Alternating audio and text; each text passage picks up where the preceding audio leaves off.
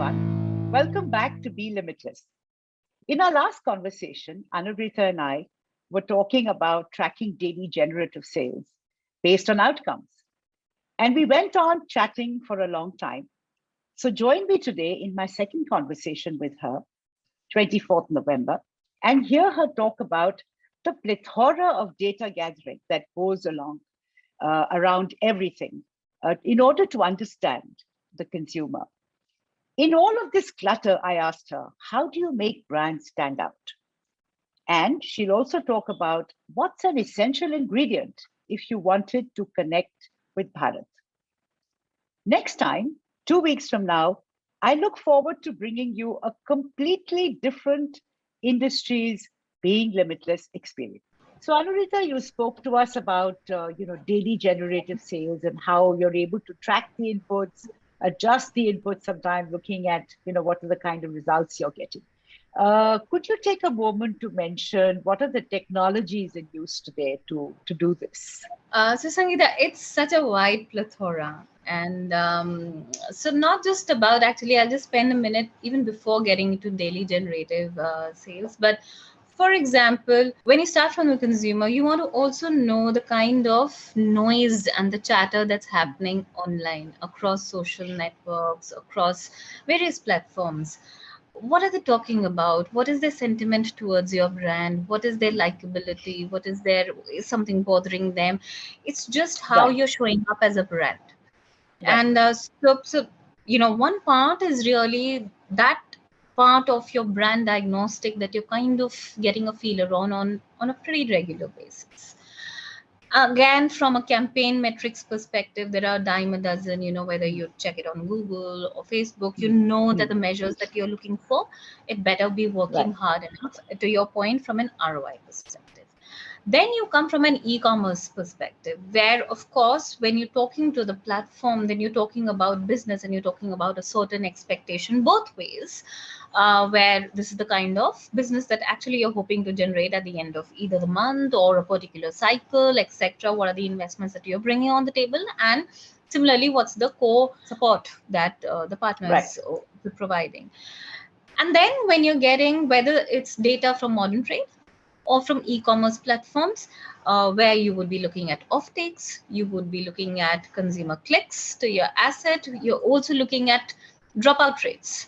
In fact, that's always a big area for brands to worry about, that the consumer may have browsed through your brand but not made the purchase, which is the worst thing to happen to a brand, which means either you didn't hold the interest long enough, or some competitive product would have occurred to the consumer, or maybe it's pricing.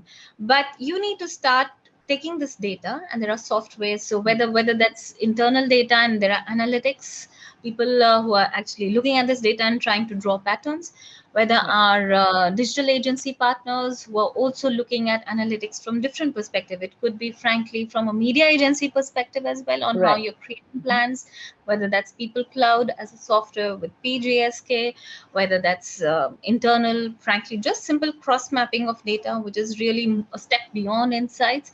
But a lot of all that, so it's a very evolving science, and many organizations, depending on their line of work, for example, technology platforms or e-commerce platforms, mm, it's yeah, their DNA. Banking, it's their DNA, because it's direct marketing. For us, we are an open market organization. We also go to the kirana stores, we go to the chemists, or right, we're right, channel agnostic. So right. with that, So who can bring all this data together? Is it really feasible to bring all this data together, or is it still in relative compartments? And is there special work being done at the back end to try to see how to read all of this data into a common data lakes or design algorithms around that? it's evolving, I would say, Sangeeta. It's still Okay, not there. And every organization, depending on the thrust, is trying right, to figure the best way to go about it, whether you take brand tracks, whether you take right, retail audit, whether you take actual shipments, whether you take, for example, media agency data modeling techniques, right, there are MMs. but you try and bring it all together, because actually all of it should be pointing in one direction. You should be able to drive diagnosis.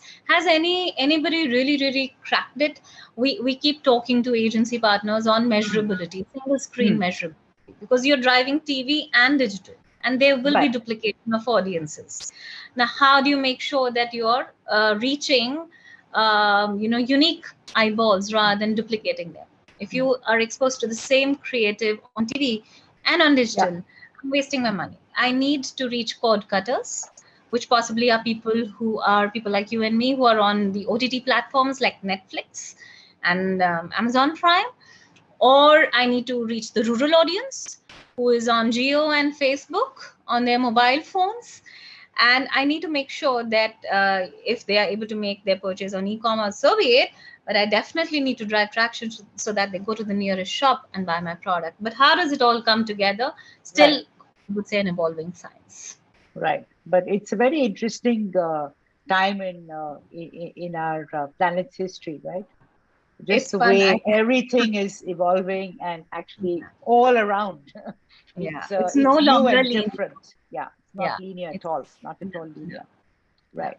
So very quickly, this also speaks to a very cluttered environment. And how do you make a brand stand out and really grab the consumer's attention with so much stuff happening all the time?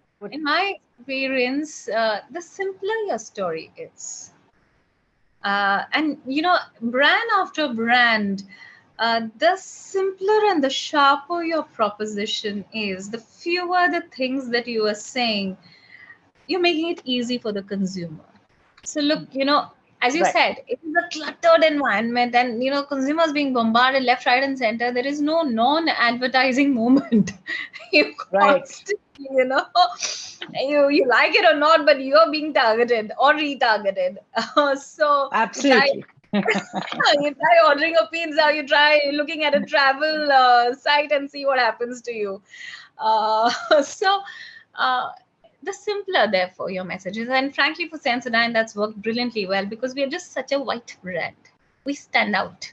We just talk about a singular mission, which is tooth sensitivity. I get this question all the time that, listen, but you are a toothpaste, and shouldn't you also be talking about cleaning teeth? Well, I do that. Yes, we do clean teeth. But by the way, we do something else that nobody else does. Yes, And does. that's what Right. we will talk about. Right. I was just wondering, Sensodyne is priced way above the other toothpaste. So, how does the price premium affect the business? Sangeeta, and I briefly touched upon it earlier, that for me, it is value. And Okay. Mhm. again, a lot of people say that India is a value sensitive market or a price sensitive market. People Mm. in India are more than willing to pay for what they assign value to. People are dishing out more than a lakh of bucks on a mobile phone, on Apple devices. I don't want to go into the Louis Vuitton bags,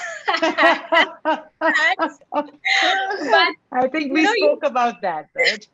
exactly. But you see the Yeah. amount of money that people have to spend on indulgence, on sheer living, on eating out, on traveling, and you don't want to spend a little more than $100 on taking care of your teeth, so that, by the way, you can live your life. So for us, it is about, are we making a difference in the consumer's life?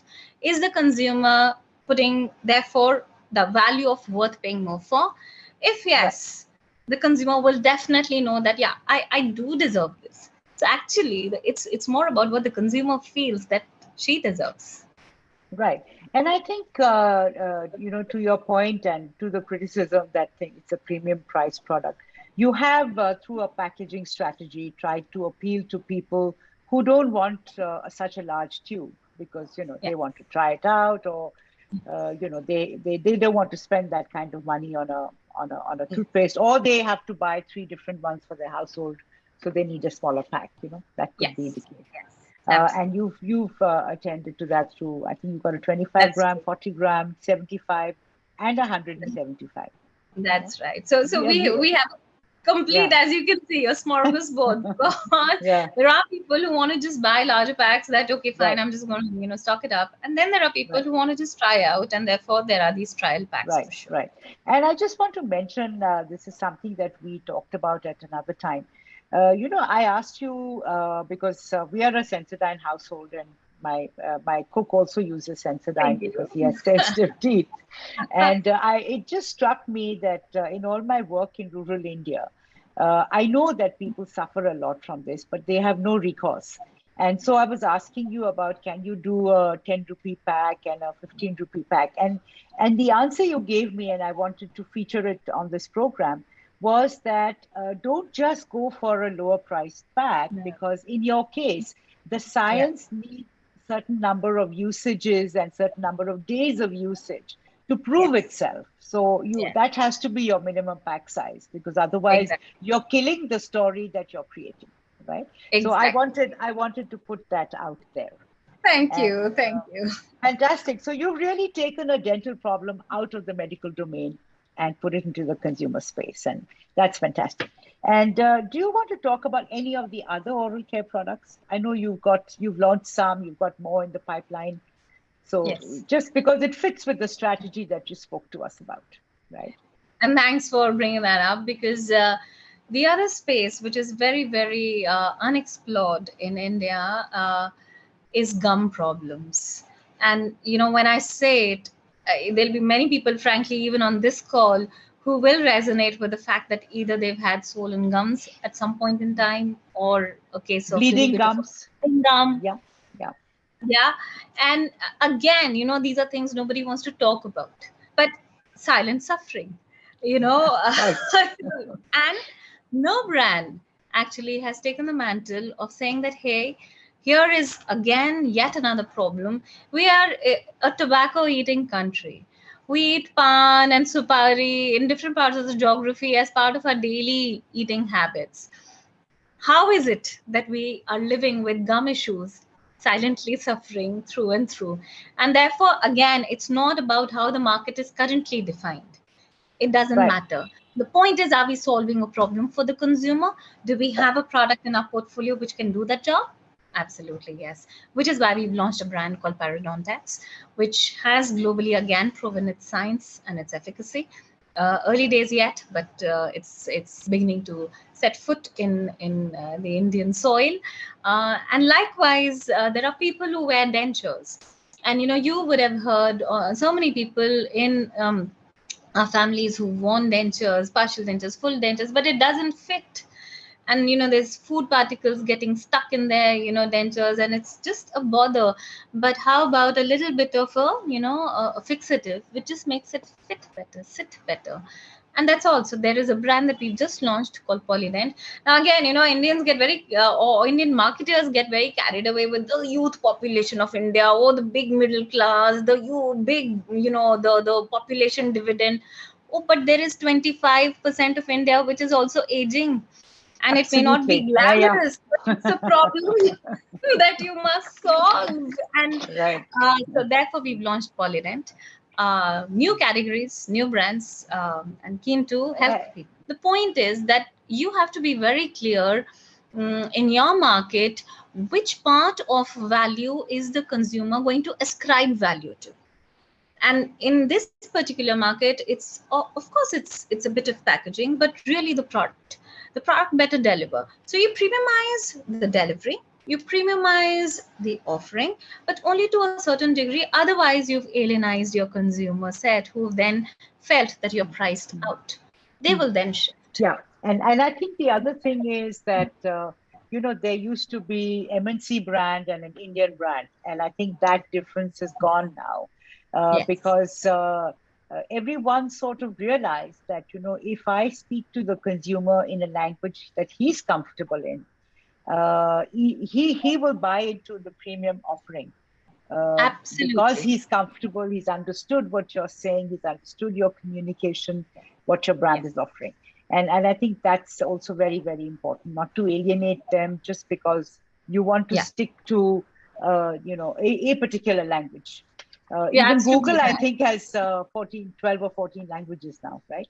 You're right. So And even in the case of Sensodyne, we shoot in 8 different languages. It's not in dubs. 8 different languages, and that's We amazing. shoot, Yeah, and we get 8 different kinds of casting. We get right, it's right, 8 scripts, because right, we want to connect to the local audience. And right, again, be it Sensodyne, if food is the center, food mm, is so regional, food is so specific. How can I talk of rasam up north?